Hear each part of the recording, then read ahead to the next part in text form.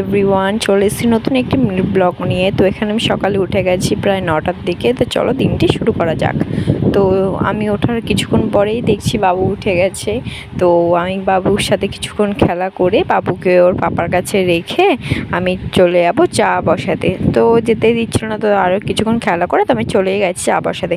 তো এখানে আমি চা বসিয়ে দিয়েছি। আমরা লিকার চা খাই, আগে দুধ চা খেতাম। তো মামুনির প্রবলেম হয় বলে দুধ চাতে, এর জন্য আমরা মামুনি একা লিকার চা খাবে, তাই জন্য আমরা মামুনির সাথে লিকার চা খাই, মাঝে মাঝে দুধ চা খাই।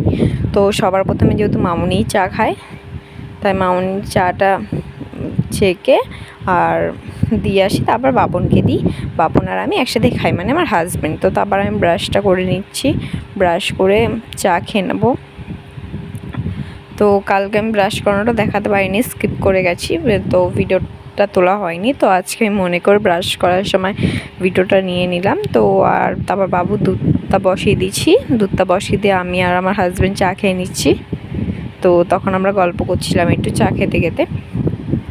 তো তারপর আমি বাবুর খাবারটা করে নিচ্ছিলাম। তো আজকে ওকে দুধ বিস্কুট দেবো, যেহেতু কালকে ওকে ওটস দিয়েছিলাম। ওটস তো আর রোজ দেওয়া যায় না, আর বাচ্চাদের মানে একটু আলাদা আলাদা দিলে কি ওদের একটু খেতে সুবিধা হয়। ওর এক জিনিস খেতে কি আমাদের ভালো লাগে, আমাদেরও তো ভালো লাগে না। এর জন্য আমি চেষ্টা করি ওকে আলাদা আলাদা কিছু দেওয়ার।